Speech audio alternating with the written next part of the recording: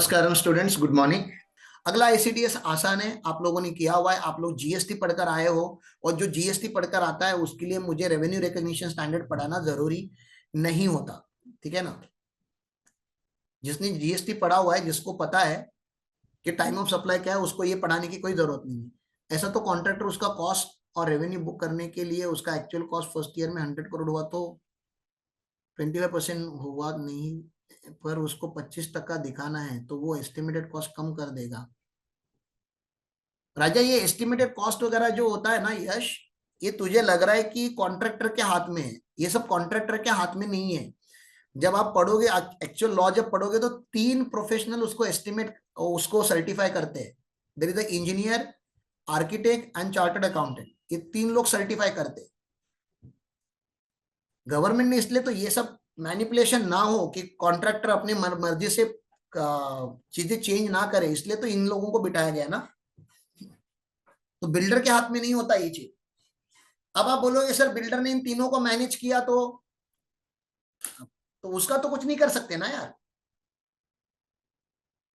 लेकिन 3 प्रोफेशनल से सर्टिफिकेट लिया जाता है, 3 प्रोफेशनल से, engineer, architect and chartered accountant. शायद कॉस्ट अकाउंटेंट को भी पावर है क्या? आपको रेरा में पावर है क्या? शायद आपको रेरा में सर्टिफिकेट इशू करने का पावर है कॉस्ट अकाउंटेंट को, नहीं है अवधुत? सर्टिफिकेशन खाली चार्टर्ड अकाउंट नहीं है, कॉस्ट अकाउंटेंट का भी चलना चाहिए मेरे हिसाब से। I don't know, you can check that. RERA real estate regulation act होता है, उसमें पावर होती है सर्टिफाई करने की। ये जो परसेंटेज कंप्लीशन मेथड की बात हम कर रहे थे, चलो ठीक है। थोड़ा बहुत तो देख, 19-20 हर धंधे में चलता है, ठीक है ना। तो अगर आप बोलोगे सर 26% आ रहा है तो क्या करूं, रेवेन्यू बुक करूं या नहीं करूं? तो आपका कॉन्ट्रैक्टर को पूछना है कि आपको बुक करने की इच्छा है क्या, कि लीगली तो हो रहा है, 1% मैनेज कर देते हैं यहाँ वहां पे तो नहीं होगा। तो क्लोजिंग स्टॉक वगैरह दिखा के आप थोड़ा बहुत मैनेज कर सकते हो। लेकिन हाँ, आपका 45% हुआ है, आप ये मत बोलो सर मैं 15% गायब करके दिखाता है, हाँ 20% गायब करके दिखाता है, वो जरा ज्यादा हो गया। थोड़ा 19-20 तो चलता है यार मार्केट में। गवर्नमेंट को भी ज्यादा फर्क नहीं पड़ता उससे, उनको पता है कि एक साल आप भाग भाग के कितना भागोगे, एक ही साल भागोगे ना, अगले साल तो रेवेन्यू तो बुक हो ही जाएगा। पहले क्या होता था, 3-3 4 4 साल के बाद होता था revenue book, which was like, क्या बोलते हैं ना, मैचिंग कॉन्सेप्ट का तो उधर पूरा का पूरा मर्डर हो गया, ऐसा होता था, ठीक है। तो वो that was too wrong. Now it is at least proportionately income book होता है, तो हम खुश हैं, गवर्नमेंट भी खुश है, आप भी खुश है, और पैसे भी तो आपको मिले रहते हैं ना। एडवांस में पैसा आपको पहले से मिला रहता है, आप क्यों रोते हो टैक्स भरने के लिए? आप ये मत सोचो कि आपको टैक्स का प्रॉब्लम है, ये है वो सब, टैक्स भरने के लिए पैसा कहां से लाएगा? कुछ नहीं, कॉन्ट्रैक्टर हमेशा पैसे एडवांस में लेता है या बैंक से पैसा उठाया रहता है, पैसा रहता है उसके पास हमेशा। चलो let's start with the next standard which is ICDS 4। So ICDS 4 is a revenue recognition standard. Revenue को रिकॉग्नाइज करना इनकम टैक्स में इंपॉर्टेंट है क्या? इनकम इनकम टैक्स के एंगल से बात करो, इनकम टैक्स क्या, जीएसटी के एंगल से भी मुझे बताइए आप। जीएसटी और इनकम टैक्स, इन दोनों में एटीट्यूड गवर्नमेंट का कैसा रहेगा, और अकाउंट्स में एटीट्यूड कैसा रहेगा? आपको नहीं लग रहा है ये दोनों अपोजिट है?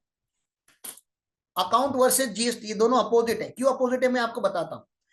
अकाउंटिंग जब भी ड्राफ्ट की गई थी, अकाउंटिंग या ऑडिटिंग जब भी ड्राफ्ट की गई थी, तो ड्राफ्ट की गई थी from the shareholders perspective. Window dressing, ये वर्ड समझ में आता है आपको? There is something called window dressing, छोटे थे तभी पढ़ाया होगा। Sir what is window dressing? Window dressing मतलब लॉस मेकिंग कंपनी को भी प्रॉफिट मेकिंग कंपनी दिखाया जाता है, क्योंकि शेयर मार्केट में उसकी प्राइस कम ना हो जाए। आपको कल पता चलता है कि अगर किसी बड़ी कंपनी ने लॉस बनाया हुआ है, तो बड़ी कंपनी ने लॉस बनाया तो उसकी वैल्यूएशन के ऊपर बहुत ज्यादा फर्क पड़ता है। और फिर हाँ, दृश्यम जैसे, दृश्यम में विंडो ड्रेसिंग हुआ था। दृश्यम दृश्यम बता रहा हूँ, सत्यम में दृश्यम क्रिएट किया गया था कि लॉस मेकिंग कंपनी को भी प्रॉफिटेबल कंपनी दिखाया जाता है। तो सत्यम क्या, बहुत बड़े बड़े स्कैम हुए हैं, आप उसमें भी जाओगे ना। 2008 का लेमन ब्रदर्स का जो ग्लोबल स्कैम माना जाता है, फिनेंशियल फ्रॉड जहां पे स्टैब्लिश हुआ बहुत बड़ा, that was also window dressing only. लेकिन वो सब ऑडिट में पढ़ लो यार, केस स्टडीज वगैरह, मुझको खाली इतना बताने दो। अकाउंट्स जब ड्राफ्ट किया गया था या अकाउंटिंग स्टैंडर्ड जब बनाई गई थी, तो हमेशा ये चीज पे ध्यान दिया गया था कि वो रेवेन्यू रिकॉर्ड ना हो जाए जिसका अभी तक आपके पास हक नहीं आया हुआ है। आपके साथ कोई क्लाइंट बात करके गया, आज आपने ऑडिट किया भी नहीं है, आप अपने भाषा में समझो, आपने ऑडिट किया नहीं है, क्लाइंट खाली आके बात कर गया आपसे, आप क्या रेवेन्यू बुक कर दोगे अकाउंट्स में कि यार 4 लाख का तो काम मिल ही गया, जर्नल एंट्री मार दो? तो अकाउंट्स बोलता है नहीं नहीं नहीं नहीं नहीं, आप ऑडिटर हो, आप अभी रेवेन्यू मत रिकॉर्ड कीजिए। तो कब रिकॉर्ड करेंगे? तो फिर आगे जाके आपका प्रपोजल लेटर साइन होगा, फिर आप काम चालू करोगे, फिर आप काम खत्म करोगे, काम खत्म करने के बाद आप रिपोर्ट बना के दोगे, रिपोर्ट के साथ आपका बिल जाएगा। हाँ, जब आपका रिपोर्ट गया या रिपोर्ट आपका जब एक्सेप्ट हुआ, सामने वाली पार्टी ने जब आपका रिपोर्ट एक्सेप्ट किया, तब आपका राइट टू रिसीव इस्टेब्लिश हुआ है। और जब तक आपका right to receive reasonably establish नहीं हो जाता, तब तक आप रेवेन्यू बुक नहीं करेंगे। मतलब अकाउंटिंग स्टैंडर्ड AS9 जो है, AS9 जो है वो रेवेन्यू को थोड़ा पुश करता है, थोड़ा करता है, बहुत ज्यादा नहीं करता। ऐसे नहीं बोलता कि भैया करो ही मत, that is also wrong. Revenue book नहीं करना भी गलत है, लेकिन जल्दी बुक करना भी गलत है। मेरे आप समझ में आ रहा है मैं क्या बताने का ट्राई कर रहा हूं? रेवेन्यू को डिले करना भी गलत है, रेवेन्यू को जल्दी बुक करना भी गलत है। AS9 बोलता है जब आपके पास रीजनेबल सर्टेनिटी आई गई है, जब आपके पास राइट टू रिसीव स्टैब्लिश हो गया है, तो आप रेवेन्यू बुक कर दीजिए, तब आप रेवेन्यू बुक कर दीजिए, कोई टेंशन मत लीजिए, ठीक है ना? वो AS9 बोलता है। लेकिन AS9 हमेशा बात करता है कि रेवेन्यू को उस साल में बुक करना चाहिए जब आपको ऑलमोस्ट सर्टन हुआ मिल ही जाएगा पैसा, ठीक है ना? उस साल में बुक करना है। GST और इनकम टैक्स वाले वैसे नहीं है, ये चाहते हैं कि जितने जल्दी रेवेन्यू बुक हो जाए उतने ही हमारा फायदा है। GST को GST मिलेगा, इनकम टैक्स को टैक्स मिलेगा। तो जो एटीट्यूड है स्टैंडर्ड ड्राफ्ट करने के टाइम का, जो ड्राफ्टमैन का एटीट्यूड है, उसमें ही फर्क है। AS9 थोड़ा पोस्टपोन करने की बात करता है और GST और इनकम टैक्स थोड़ा अर्ली स्टेज पे बुक करने की बात करता है। डिविडेंड की अगर मैं बात करूं आपको, या पहले इंटरेस्ट की बात कर लेता हूं। इंटरेस्ट ऑन FD कब रिकॉर्ड होना चाहिए, ये हमने बात किया हुआ है। इंटरेस्ट ऑन FD कब रिकॉर्ड होना चाहिए? 5 साल का आपने FD बनाया, आपको इंटरेस्ट मिलेगा at end of the 5th year, 5 साल के बाद मिलेगा आपको। लेकिन ईयर 1, ईयर 2, ईयर 3 और ईयर 4 में रिकॉर्ड होना चाहिए क्या? हाँ जी, रिकॉर्ड होना चाहिए, क्योंकि इंटरेस्ट अक्रूड हो चुका है। तो इनकम अक्रूवल पे बुक करो, ये आपको पता ही है। हाँ, ईयर 5 में आपको रिसीव होगा, लेकिन हर साल का रिस्पेक्टिव ईयर का प्रोपोर्शनेट बेसिस पे आप इंटरेस्ट बुक कर दो। क्यों? क्योंकि जब ईयर खत्म हो जाता है तो आपका राइट टू रिसीव इस्टेब्लिश हो गया ना, आपका राइट टू रिसीव इस्टेब्लिश हो गया है, ठीक है ना? ईयर खत्म होने के बाद उस साल का आपको इंटरेस्ट मिलेगा ही मिलेगा। लेकिन क्या डिविडेंड ऐसा है? क्या डिविडेंड ऐसा अक्रूवल बेसिस पे रिकॉर्ड हो सकता है? क्या डिविडेंड ऐसा नहीं होता? तो डिविडेंड डिविडेंड हम रिकॉर्ड नहीं करते।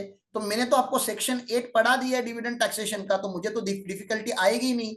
सेक्शन 8 ऑफ डिविडेंड टैक्सेशन क्या बोलता है कि नहीं नहीं, रिसिट बेसिस पे नहीं, यश गलत बता रहे हो आप। नहीं नहीं नहीं, नहीं रिसिट बेसिस पे नहीं, डिविडेंड भी अक्रूवल बेसिस पे टैक्स होता है। लेकिन आपको डिविडेंड मिलेगा या नहीं मिलेगा वो तो AGM में पता चलता है भैया। AGM में पता चलेगा आपको डिविडेंड मिलना है कि नहीं मिलना है। हाँ, तो जब AGM में डिविडेंड डिक्लेयर हुआ तब आपका राइट टू रिसीव एस्टैब्लिश हो गया। एम आई राइट? जब तक डिक्लेयर नहीं हुआ था तब तक राइट टू रिसीव एस्टैब्लिश नहीं हुआ था। तो जब राइट टू रिसीव एस्टैब्लिश हुआ, तो मैंने आपको ES में भी हमेशा बताया था ये चीज कि डिविडेंड जो है, जो AGM जो है वो हुई है फाइनेंशियल ईयर 24-25 में। AGM में हैपन इन फाइनेंशियल ईयर 24-25। लेकिन जो AGM में डिविडेंड डिक्लेयर किया गया है that is related to financial year 23-24। तो मुझे बताइए भैया, ये जो डिविडेंड है जो 24-25 में डिक्लेयर हुआ but which belongs to the profit of 23-24, ये कौन सी ईयर में टैक्स होगा?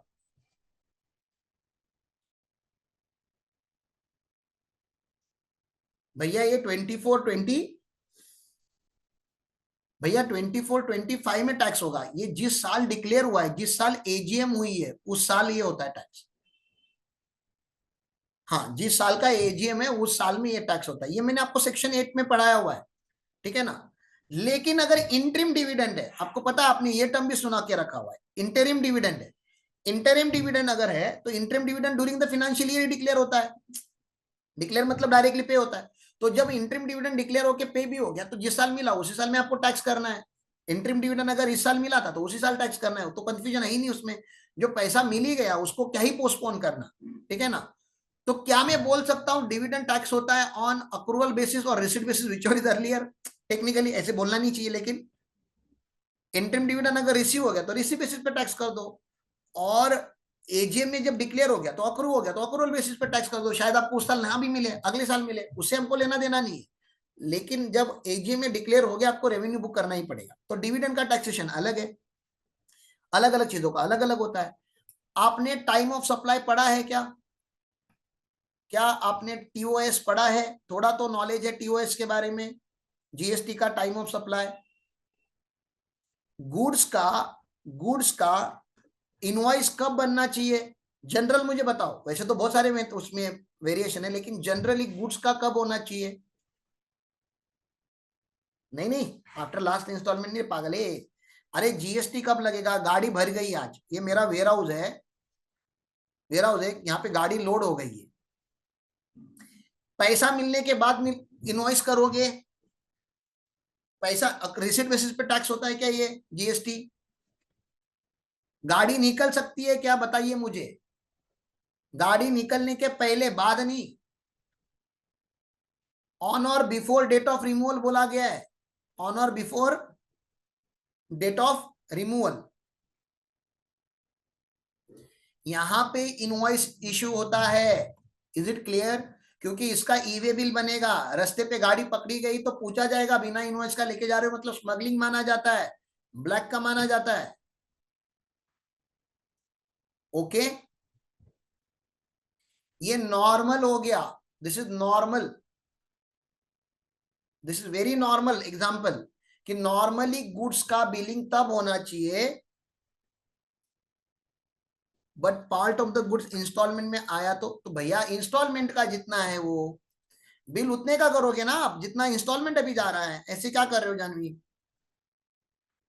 अगर आपने 1000 क्वांटिटी का मेरे से ऑर्डर लिया था, लेकिन अभी आप मुझको 300 क्वांटिटी दे रहे हो, तो मुझे खाली 300 क्वांटिटी का ही बिल करोगे ना आप, लेकिन 300 का तो करना पड़ेगा आपको। आपने बिल 1000 का भी किया होगा, आपको पता है ना, 1000 का बिल किया हो तो मुझको आईटी से 1000 का नहीं मिलता, जितना मैंने रिसीव किया उतने का ही मिलेगा।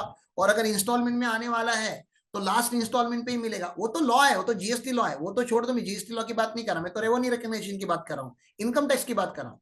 मुझे बताइए, यहां से जब गुड्स यहाँ पे लोड हो गए तो रिस्क एंड रिवॉर्ड ट्रांसफर हुआ कि नहीं? फैक्ट्री वाले से तो risk and reward ownership position transfer हो गया, रिस्क एंड रिवॉर्ड ट्रांसफर हो गया तो रेवेन्यू बुक कर दो। पैसे आने के बाद रेवेन्यू नहीं बुक करना है, अभी बुक करना है। लेकिन अभी ये लिफ्ट वाला एग्जांपल यश को याद है शायद अभी भी, जीएसटी की बचपन की बातें, ठीक है ना। ये जो कंपनी वो ओटिस है, हाँ ओटिस मतलब जो एलिवेटर बनाती है, वो कंपनी ने गारंटी ली है कि आपकी कोऑपरेटिव सोसाइटी है, हाँ 80 फ्लोर की बिल्डिंग है आपकी, 80 फ्लोर की बिल्डिंग है, उसमें एलिवेटर इंस्टॉल करेगी। क्या ये एक ही ट्रक में सामान आएगा इधर, कि बहुत बार सामान आएगा? हाँ बहुत सारे इंस्टॉलमेंट में आएगा। जरूरी नहीं कि वो सारा सामान ओटिस की फैक्ट्री से ही निकले, कभी कभी अलग अलग वेंडर के यहाँ से वो माल आएगा वहां पे। तो ओटिस आपको बिलिंग कब करेगा? ओटिस आपको बिलिंग तब करेगा जब यहाँ पे साइट पे वो एलिवेटर इंस्टॉल हो जाएगा, ट्राई हो जाएगा, टेस्टेड हो जाएगा। तब तक अगर इसमें कुछ भी अगर एक्सीडेंट हो गया, डैमेज गुड्स आ गए, तो रिस्पॉन्सिबिलिटी किसका? अगर इसमें वो प्रॉपर आइटम नहीं आया हुआ है, ठीक है ना, डोर डैमेज आ गया, तो ओटिस का, सप्लायर का मतलब रिस्क एंड रिवॉर्ड ट्रांसफर हुआ है क्या ओटिस के यहां से? रिस्क एंड रिवॉर्ड ट्रांसफर नहीं हुआ है, जबकि माल पहुंच गया साइट पे, मटेरियल पहुंच गया, लेकिन रिस्क एंड रिवॉर्ड ट्रांसफर नहीं हुआ है। रिस्क एंड रिवॉर्ड तभी ट्रांसफर होगा जब इसका कंप्लीशन का ऑर्डर आप साइन करोगे, ट्राई एंड टेस्टिंग करोगे, बोलोगे हाँ ओके, तब रिस्क एंड रिवॉर्ड ट्रांसफर होगा। तो यहाँ पे सेल ऑफ गुड्स में प्लीज अंडरस्टैंड कीजिए, सेल ऑफ गुड्स में रेवेन्यू तभी बुक करना होता है जब आरआर ट्रांसफर होता है, ठीक है ना। सबसे इंपॉर्टेंट वर्ड यही है, जब आरआर ट्रांसफर हो गया तब रेवेन्यू बुक होना चाहिए। अब आपको कॉन्ट्रैक्ट पढ़ के समझ में आना चाहिए, या उसके बिजनेस मॉडल को पढ़ के समझ में आना चाहिए कि भैया रिस्क एंड रिवॉर्ड कब ट्रांसफर होता है। मैं हमेशा क्रोमा का भी एग्जांपल देता हूं, ठीक है ना, क्रोमा का भी एग्जांपल बच्चों को देता हूं। आपने क्रोमा में एक क्रोमा में आपने लैपटॉप खरीदा, लैपटॉप ऑन किया और आपने बाइक पे रखा और लेके जा रहे थे और बाइक से गिर गए और लैपटॉप टूट गया, क्या क्रोमा आपको रिटर्न नया लैपटॉप देगा? नहीं देगा। क्यों? क्योंकि रिस्क एंड रिवॉर्ड क्रोमा का तभी ट्रांसफर हो गया जब आपने बिलिंग करके वो गेट में से एग्जिट कर दिया, खत्म हो गया। आपको जब उन्होंने हैंड ओवर किया तो खत्म हो गया। हाँ, वो पैकिंग करने के टाइम पे टूटा होता तो वो पैकिंग कर रहा था, बॉक्स में डाल रहा था, वो जो डीलर है उसके हाथ से गिर के, तो क्रोमा का लॉस है, क्योंकि तभी रिस्क एंड रिवॉर्ड ट्रांसफर नहीं हुआ था। एक बार रिस्क एंड रिवॉर्ड ट्रांसफर हो गया तो फिर वो आपका प्रोडक्ट है, आप जानो उसके साथ क्या करना है, ठीक है। लेकिन दूसरा एग्जाम्पल समझिए, आपने क्रोमा से रेफ्रिजरेटर परचेस किया, बहुत बड़ा ट्रिपल डोर वाला रेफ्रिजरेटर आता है आजकल, आपको पता है ना। ट्रिपल डोर वाला भी रेफ्रिजरेटर आता है, 3 डोर वाला रेफ्रिजरेटर आपने लिया, क्योंकि आपको तो पता है कि महीना महीना भर तो आप काम करते रहोगे, हस्बैंड एंड वाइफ दोनों काम करेंगे, तो बहुत सारा फ्रोजन फूड ही खाना पड़ेगा अपने को, तो बहुत बड़ा आपने रेफ्रिजरेटर ले लिया है, ठीक है। अब रेफ्रिजरेटर तो आप बाइक पे बांध के नहीं लेके जाओगे ना रे। क्रोमा को ये नहीं बोलोगे ना बाइक पे डाल दो या मेरी 4 व्हीलर में डाल दो। क्रोमा क्या बोलेगा कि सर आप बिलिंग कर दीजिए, आप घर पहुंच जाइए, आपको पहुंचा देंगे सर, आपके घर पे होम डिलीवरी फ्री है सर आपके लिए, ठीक है ना। तो ये जब ये रेफ्रिजरेटर अभी ट्रक में लोड हो रहा था तभी डैमेज हो गया और आपके यहाँ पे डैमेज गुड्स ही पहुंचा, क्या आप एक्सेप्ट करोगे उसको? नहीं, क्योंकि अभी पूरा रिस्क एंड रिवॉर्ड ट्रांसफर नहीं हुआ था। तो क्रोमा को बिलिंग कब करना चाहिए, क्रोमा का रेवेन्यू कब बुक होना चाहिए, जल्दी बताइए इस केस में? आफ्टर डिलीवरी होना चाहिए, बिल्कुल आफ्टर डिलीवरी होना चाहिए, आफ्टर डिलीवरी। हाँ, ओटीएस के लिए आफ्टर इंस्टॉलेशन, इसको आफ्टर डिलीवरी बोलते हैं, ठीक है ना। आफ्टर डिलीवरी होना चाहिए। तो आपको ध्यान किसको फॉलो करना है, मुझे समझ में आपको समझाना है एक ही word, which 2 words you are suppose to follow continuously. आप क्या चेक करोगे, कौन से फाइनेंशियल ईयर में रेवेन्यू, अपना तो फाइनेंशियल ईयर चलता है, प्रीवियस ईयर के हिसाब से कौन से प्रीवियस ईयर में रेवेन्यू बुक होगा गुड्स का, जल्दी बताइए, गुड्स का रेवेन्यू कौन से प्रीवियस ईयर में बुक होगा? जिस साल में ऑर्डर दिया उस साल में, जिस साल में आपने गुड्स बनाया उस साल में, जिस साल में आपने सेल किया उस साल में, जिस साल में आपको पैसा मिला उस, ये सब फालतूगिरी है। मेन वर्ड क्या है जहां पे आरआर ट्रांसफर हो गया है? हाँ, सेल के टाइम पे भी हो सकता है वो, लेकिन क्रोमा में सेल हुआ क्रोमा के स्टोर में, लेकिन डिलीवरी होने के बाद ही पूरा का पूरा रिस्क एंड रिवॉर्ड ट्रांसफर होता है। तो आपको देखना है कि रिस्क एंड रिवॉर्ड ट्रांसफर हुआ या नहीं हुआ है। अगर 100% रिस्क एंड रिवॉर्ड ओनरशिप के साथ ट्रांसफर हुई है तो आपको उस साल में रेवेन्यू बुक करना चाहिए। बस इतना ही मुझे पढ़ाना है, इसमें ज्यादा खींचने की कोई जरूरत नहीं है, बहुत ही आसान है। तो ये स्टैंडर्ड किसके किसके लिए एप्लीकेबल होती है? ये standard sale of goods, rendering of services and used by other person's resources yielding interest royalties and dividend. अब इसके ऊपर भी एप्लीकेबल होती है। अब use of other person resources का मतलब क्या होता है, जब मैं बैंक के पास पैसे देता हूं तो मेरा रिसोर्स बैंक यूज करती है ना, मैंने बैंक में एफडी रखी तो bank is using my resources and उसमें से मुझे इंटरेस्ट दिया जा रहा है। वही अगर मैंने पेटेंट निकाला होता तो, मैं फुनसुक वांगडू हूं, ठीक है ना, और मैंने क्या किया, पेटेंट बनाया और मैंने किसी कंपनी को, सिप्ला या रैनबेक्सी को मैंने अपना पेटेंट यूज करने दिया, तो पेटेंट का मुझको क्या मिलेगा, रॉयल्टी मिलेगा, ठीक है ना। आप कोई कंपनी हो, आपकी कंपनी में मैंने शेयर्स परचेस किए तो आप मुझे क्या दोगे, डिविडेंड दोगे। तो आप मेरे रिसोर्सेस यूज कर रहे हो और मेरे रिसोर्सेस यूज करने के बाद मुझे जो यील्ड हो रहा है, उसमें से जो बेनिफिट हो रहा है, उसको भी ये स्टैंडर्ड लगता है। मतलब ये स्टैंडर्ड खाली गुड्स एंड सर्विस को नहीं लगता, गुड्स एंड सर्विस को तो लगता ही है भैया, इंटरेस्ट रॉयल्टी और डिविडेंड को भी यही स्टैंडर्ड लगता है। ऐसे यहाँ पे बातें की गई है। चलो आगे चलता हूं। तो रेवेन्यू को उन्होंने डिफाइन किया है। आप अभी कॉस्टिंग चार्टर्ड अकाउंटेंसी कर रहे हो, ठीक है ना, रेवेन्यू की क्या ही डेफिनेशन पढ़ोगे, लेकिन फिर भी पढ़ लो। Revenue the gross inflow, net नहीं, ग्रॉस इनफ्लो, क्योंकि सेल्स की बात हो रही है, टर्नओवर की बात हो रही है। Revenue the gross inflow of cash, receivables and other consideration. क्या नॉन मॉनेटरी कंसिडरेशन भी रेवेन्यू हो सकता है? आपने बोला सर हमारा आप लेक्चर ले लीजिए, मैं आपको इतनी इतनी केजी का गोल्ड दे देता हूं, हाँ, तो any consideration can be anything, cued pro क्यों, जरूरी नहीं कि कैश ही हो। तो ये कैश भी हो सकता है, रिसीवेबल मतलब डेटर है, क्रेडिट सेल है, या आपने नॉन मॉनेटरी सेल किया है। In the course of ordinary activity of person from the sale of goods, from rendering of services और by use of other person resources yielding interest, royalty and dividend. In agency relationship the revenue is the amount of commission. हाँ, agency relationship में वो भी important है। आपने मुझे बोला sir आप 10,000 का गुड्स बेचिए, मैं आपको 500 रुपए का कमीशन देता हूं, तो मेरे अकाउंट में तो 10,500 आए हैं, 10,500 आए, लेकिन 10,000 मुझे आपको देने हैं।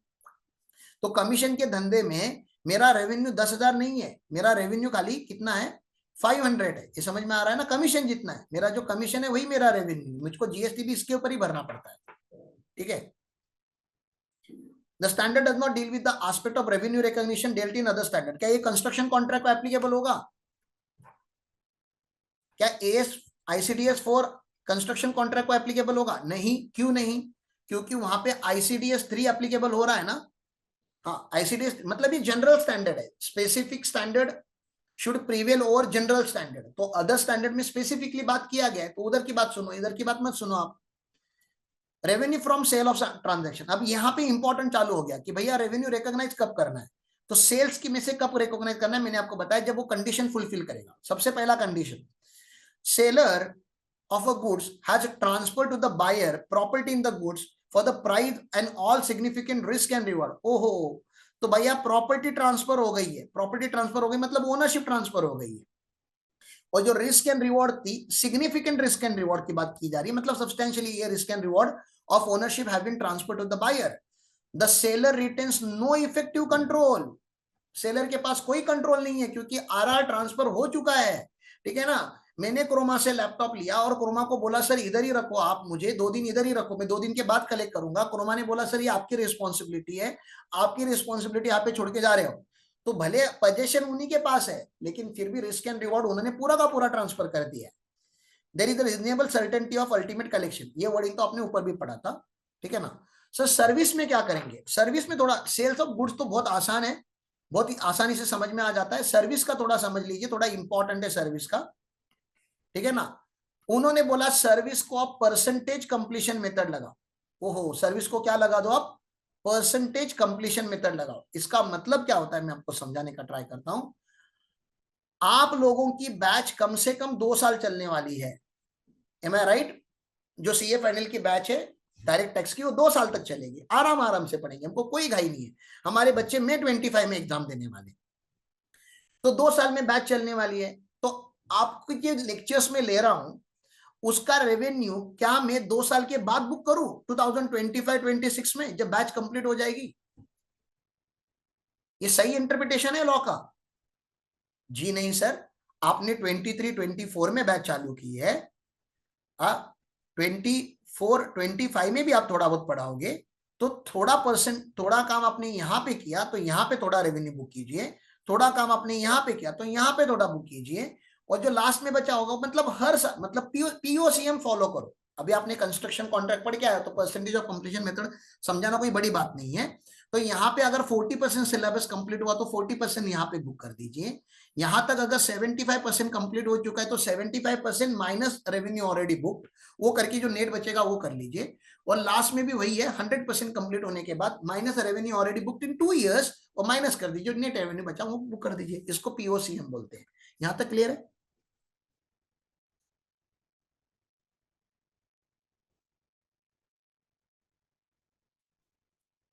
ये पीओसीएम हो गया। अब मुझे बताइए, जब आपका बैच खत्म होने आएगा, ठीक है ना, खत्म होने आएगा, तो शेटेज हर बैच का परसेंटेज कंप्लीशन दिखाएगा। यस, शेटेज में तो उनको तो रिस्क है, उनका तो क्या है ना, सर्विस कॉन्ट्रैक्ट ही है उनका, तो उनको भी पीओसीएम फॉलो करना चाहिए। वो यूजुअली क्या होता है ना,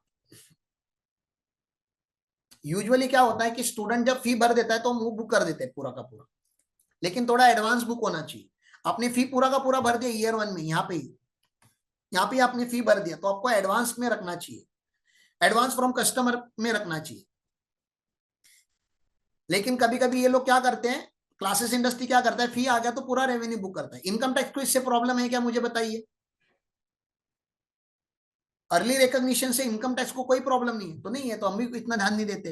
हाँ, लेकिन लीगली आप बात करोगे तो परसेंटेज कंप्लीशन मेथड फॉलो होना चाहिए legally, but government doesn't care. ठीक है, हाँ, डिले करोगे तो उनको प्रॉब्लम है, डिले करोगे तो प्रॉब्लम है, जल्दी बुक करोगे तो कोई ज्यादा प्रॉब्लम नहीं है, वो प्रैक्टिकल इश्यू है।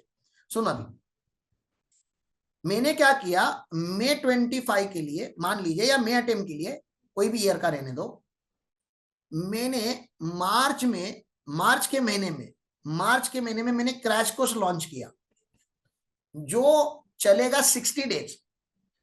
30 दिन यहां चलेगा इस प्रीवियस ईयर में, और 30 दिन अप्रैल में चलेगा, और फिर बच्चे मई का अटेम्प्ट देख देंगे, मई या जून का, ठीक है ना।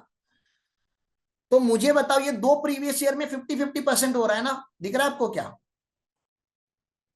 प्रीवियस ईयर 23-24 में इतना हो रहा है, और प्रीवियस ईयर 24-25 में इतना हो रहा है। तो मुझे बताइए, क्या इसका रेवेन्यू 50-50% बुक करूं?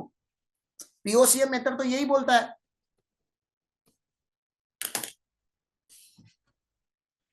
ना। लेकिन उन्होंने एक्सेप्शन प्रोवाइड किया, उन्होंने बोला जो सर्विस कॉन्ट्रैक्ट 3 महीने में खत्म होने वाले, बोला यार ये छोटा कॉन्ट्रैक्ट है, कोई ऐसा बहुत बड़ा कॉन्ट्रैक्ट नहीं है, जो कॉन्ट्रैक्ट 3 महीने में खत्म होने वाला है उसको आपको पीओसीएम फॉलो करने की जरूरत नहीं है, उसको आप डायरेक्टली कंप्लीशन मेथड फॉलो करो।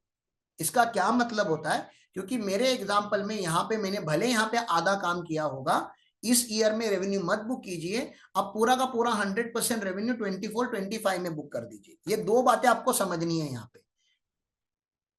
देखो पहली बात बता रहा हूं, पहली बात जहां पे मैंने 2-3 साल का एग्जांपल जहां पे लिया था, वो वाली बात समझो पहले आप। Under this method revenue from service transaction is match with the service transaction cost incurred in reaching the stage of completion, मतलब percentage of completion method, resulting in determination of revenue, expenses and profit which can be attributed to the proportion of work completed. Same language जो A7 में, A7 मतलब ICDS 3 में था। However, when services are provided in by an indeterminate number of the acts or a specific period of time, revenue may be recognized on the straight line basis. अब ये क्या बता रहा है कि अगर आपको सिलेबस कितना कंप्लीट हुआ वो नहीं समझ रहा है,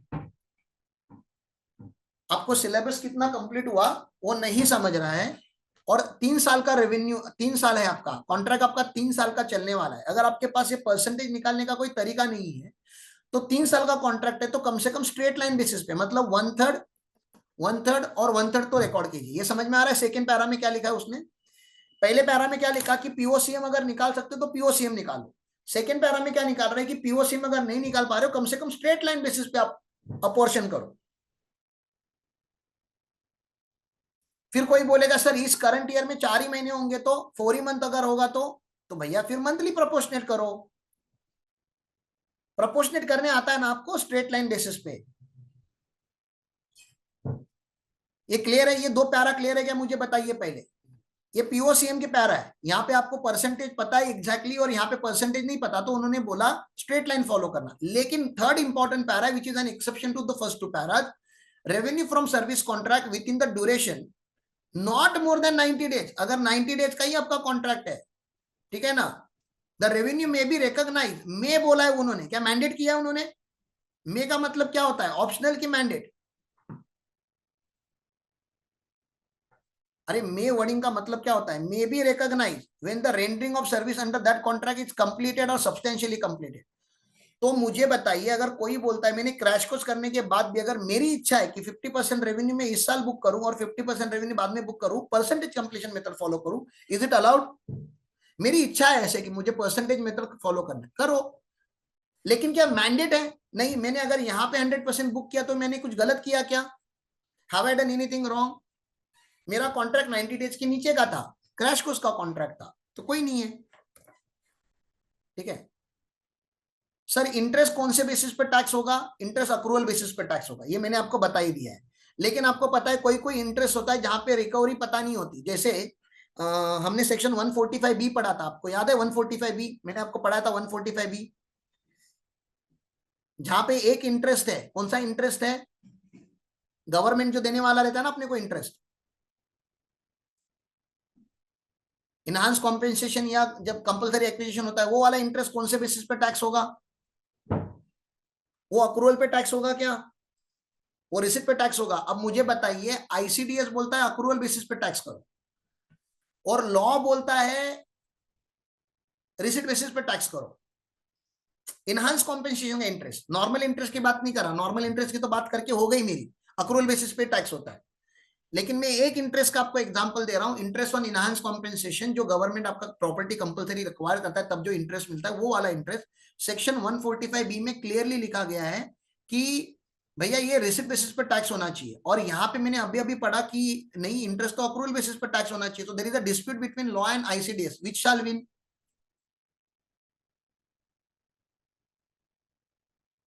इनकम टैक्स एक्ट ना, law will prevail over the ICDS. हाँ, तो वो तो बात वहां पे हो गई। आईसीडीएस ने खुद ही बोल दिया कि कभी कभी इंटरेस्ट ऑन रिफंड मिलता है ना, आपको गवर्नमेंट रिफंड देता है, जीएसटी का रिफंड, कस्टम ड्यूटी का रिफंड, इनकम टैक्स का रिफंड। वो रिफंड अक्रूवल बेसिस पे आपने जिंदगी में आज तक कभी बुक किया है क्या? नहीं। तो वो इंटरेस्ट कौन से बेसिस पे ही बुक होता है? तो उन्होंने बोला देखो वो तो रिसिप्ट बेसिस पे आप करो, वही अच्छा है, ठीक है ना। और डिस्काउंट और premium, discount on zero coupon bond, हाँ, discount on zero coupon bond मतलब ये तो बात हम लोग करेंगे पीजीबीपी में जब हम जाएंगे तब, कि 5 साल का बॉन्ड इश्यू हुआ है, 5 साल का, 5 साल का बॉन्ड इश्यू हुआ है, बॉन्ड हुआ था इश्यू 800 रुपए में और बॉन्ड रिडीम होगा 1000 रुपए में। मतलब आपको इतना तो पता है कि 5 साल के ईयर में आपको 200 रुपया मिलने वाला है। तो ये 200 रुपया यहां पे टैक्स होगा क्या? 5th ईयर में जब आपको एक्चुअली मिलेगा। ये सही है अकाउंटिंग? नहीं, ये राइट अकाउंटिंग नहीं है, अक्रूवल बेसिस पे करना होता है आपको। ये 200 रुपया आपको प्रोपोर्शनेट करना पड़ता है कि हर साल का कितना है, और इसका डिडक्शन भी वैसे ही है। सेक्शन 36 में इसका डिडक्शन ऐसे ही है। मैं आपको 36(1) जब पढ़ाऊंगा तो ये बात फिर से एक बार आएगी, वहां पे देख लेंगे हम, discount on zero coupon bond 36(1) में कर लेंगे हम इसको, ठीक है। आगे चलो। सर रॉयल्टी कैसे टैक्स होगी? तो रॉयल्टी भी अक्रूवल बेसिस पे टैक्स होगी। अब अक्रू कब होगी वो उसके अग्रीमेंट में लिखा होगा, ओके। रॉयल्टी अक्रू कब होगी वो अग्रीमेंट में लिखा होगा ना। दो टाइप की रॉयल्टी होती है, एक होती है लमसम रॉयल्टी। लमसम रॉयल्टी मतलब मैंने मूवी बना दी, मैंने मूवी बना दी और मैंने आपको मूवी बेच दी, ठीक है ना। जैसे वो ऋतिक रोशन का एक मूवी बना था काइट्स करके, मैंने देखी भी नहीं क्योंकि उसका मार्केट में बहुत घटिया रिव्यू आया था, ठीक है ना। काइट्स करके एक मूवी थी, कुछ तो फॉरेन लैंग्वेज में, उसमें पता नहीं उसमें पोर्तुगीज या कोई तो और लैंग्वेज भी यूज की गई थी मूवी में। तो जो जब अब ऋतिक रोशन बहुत ही बड़ा स्टार है, ठीक है ना, लेकिन उनको पता था कि ये मूवी फ्लॉप मूवी है। तो उन्होंने जब वेस्ट बंगाल, बिहार, झारखंड इस साइड में जब वो मूवी के राइट बेचे ना, तो वो लमसम प्राइस को बेचे गए, लमसम प्राइस को बेचे गए। लेकिन जब भी ये अक्षय कुमार वगैरह बड़े लोगों की, बड़े स्टार लोगों की मूवी आती है, वो लोग रॉयल्टी हमेशा परसेंटेज रखते हैं कि जितना डिस्ट्रीब्यूशन चैनल आगे बेचेगा, आगे पैसा कमाएगा, मतलब थिएटर में जितना कलेक्शन होगा उसके हिसाब से इनका रेवेन्यू डिटरमाइन होगा। लेकिन वो कब, जब उनको पता है कि मूवी सक्सेसफुल होने वाली है तो वो परसेंटेज रॉयल्टी लेते हैं। और कभी कभी वो लोग उनको पता है कि ये फ्लॉप होने वाला है तो वो लोग लमसम रॉयल्टी लेते हैं। ऑथर के भी केस में ऐसे ही होता है। बुक के जो ऑथर होते हैं, कभी कभी जो पब्लिकेशन हाउस होता है, वो पब्लिकेशन हाउस पूरा का पूरा कॉपीराइट परचेस करता है एक लमसम अमाउंट के लिए। सर आप 10 लाख ले लीजिए और कितने बुक प्रिंट करेंगे हम देख लेंगे। लेकिन कोई बड़े बड़े ऑथर होते हैं, बोलते हैं नहीं नहीं मुझे नहीं चाहिए लमसम, मुझे परसेंटेज पे चाहिए, मुझे परसेंटेज पे चाहिए, जितने आप कॉपी सेल करोगे उतने कॉपीज का चाहिए। तो भैया अक्रूवल कब होता है वो तो आपके कॉन्ट्रैक्ट में लिखा होगा। कॉन्ट्रैक्ट के हिसाब से जब अक्रूव हो जाएगा तब हम आपको टैक्स कर देंगे, बस। डिविडेंड तो वो बोलता है कि डिविडेंड को मैं क्या बताऊं कि टैक्स कैसे होने वाला है। Dividend will be recognised as per the provisions of the act. तो मैंने बताई दिया आपको, सेक्शन 8 पढ़ना पड़ेगा, सेक्शन 8 पढ़ लो। सेक्शन 8 जब आप जो पढ़ोगे तो डिविडेंड का टैक्सेशन आपको पता ही चल जाएगा। मैंने बता दिया, जो जो डिक्लेयर डिविडेंड होता है वो जिस साल में डिक्लेयर होता है उसी साल में टैक्स होता है। डीम्ड डिविडेंड करके होता है 222E का, यू रिमेंबर। लोन, जिस लोन का, लोन को हम डिविडेंड बना देते हैं, तो उस साल, वो जिस साल आपने लोन लिया था उसी साल में टैक्स होगा। फिर इंटरिम डिविडेंड मैंने बोला जिस साल आप रिसीव करते हो उस साल टैक्स होगा। तो डिविडेंड का टैक्सेबिलिटी सेक्शंस ने क्लियरली लिखा हुआ है, तो उसमें आपको आईसीडीएस लगाने की कोई जरूरत नहीं है, बस। और जो भी आपने ऊपर ये किया उसका आपको यहाँ पे डिस्क्लोजर देना होता है। क्या क्या डिस्क्लोजर है कि बाबा सेल ऑफ गुड्स के ऊपर आपने कब लिखा हुआ है, कब कब आप रेवेन्यू बुक करते हो, when do you consider reasonable certainty establish हुई है, amount of revenue from service contract recognise कैसे हुआ है, परसेंटेज कंप्लीशन मेथड पे हुआ है कि कंप्लीशन मेथड पे हुआ है, मेथड कौन सी यूज की गई थी। सर्विस कॉन्ट्रैक्ट अगर प्रोग्रेस में होगा तो आपको बताना पड़ेगा cost incurred till the date कितना है, अमाउंट ऑफ एडवांस कितना रिसीव किया है, रिटेंशन मनी है क्या उसमें, ये भी आप देख सकते हो, ठीक है ना। वेरी इजी, बहुत ही आसान है, ठीक है ना। और अगर आप इन दोनों में अगर डिफरेंशिएट भी करते हो तो देखो डिफरेंशिएट ज्यादा निकलेगा ही नहीं इसमें। Revenue recognise to be postpone, यहाँ पे पोस्टपोन की बात करता है ये। AS9 पोस्टपोन करने की बात करता है, आगे ढकेलने की बात करता है।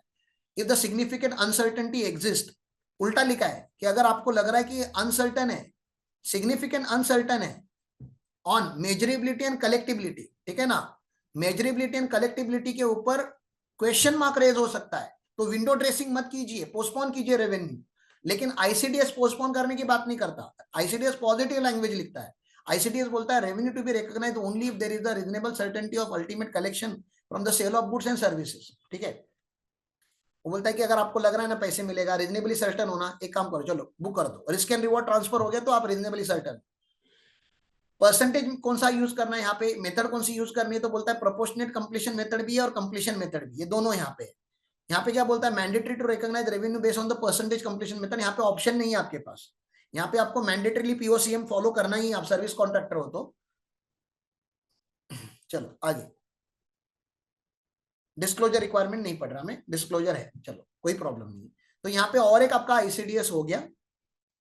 अब मुझे लग रहा नहीं कि 15 मिनट में मैं अगला आईसीडीएस कवर कर पाऊंगा, हाँ नहीं कर पाऊंगा मैं, मुझको जाना भी है साइट पे, और ये अगला आईसीडीएस बड़ा आईसीडीएस है टेंजिबल एसेट का, ठीक है ना। I want to give justice to all this ICDS, अच्छे से पढ़ लो, एक ही बार पढ़ने वाले हो लाइफ में, मुझे पता है बार बार तो अभी पढ़ने वाले हो नहीं। आईसीडीएस के एडजस्टमेंट एग्जाम में आते हैं और बहुत कम बच्चे जो आईसीडीएस को समझ पाते हैं और उसको इफेक्ट दे पाते हैं। I want you people should be one of that who can give the effect to the ICDS. बहुत ही सिंपल है, अकाउंटिंग स्टैंडर्ड का नॉलेज नहीं होता तो थोड़ा डर लगता है लैंग्वेज को पढ़ने के टाइम पे, रिकॉग्नाइज क्या होता है, डिस्क्लोजर क्या होता है। अकाउंटिंग स्टैंडर्ड जिसने पढ़ के रखी है उसके लिए एकदम मस्का है, उसको तो कोई टेंशन नहीं है। आपने नहीं पढ़ी होगी, फिर से एक बार मैं रिक्वेस्ट करता हूँ, जो जो रेलेवेंट अकाउंटिंग स्टैंडर्ड है प्लीज पढ़ लीजिए, उसके बाद आईसीडीएस जब आप पढ़ते हो तो आपको बहुत ज्यादा क्लैरिटी आती है। अगले लेक्चर में मेरे लिए एक स्टैंडर्ड आप प्लीज प्रिपेयर करके आइए, ठीक है ना। AS11 अगर आपने बचपन में पढ़ा होगा तो थोड़ा तो कम से कम देख के लीजिए, क्योंकि इसमें जो लैंग्वेज यूज की है, ट्रांसलेशन रिजर्व वगैरह, वो लैंग्वेज आपको नहीं समझेगी अगर आपको AS11 का नॉलेज नहीं होगा तो, ठीक है ना। फॉरेन ब्रांच होता है तो कैसे अकाउंटिंग होता है, वो सब फॉरेन ट्रांजेक्शन का कैसे होता है, थोड़ा देख लोगे, रिपोर्टिंग डेट वगैरह ये सब लैंग्वेज वहां से AS से उठाई गई है।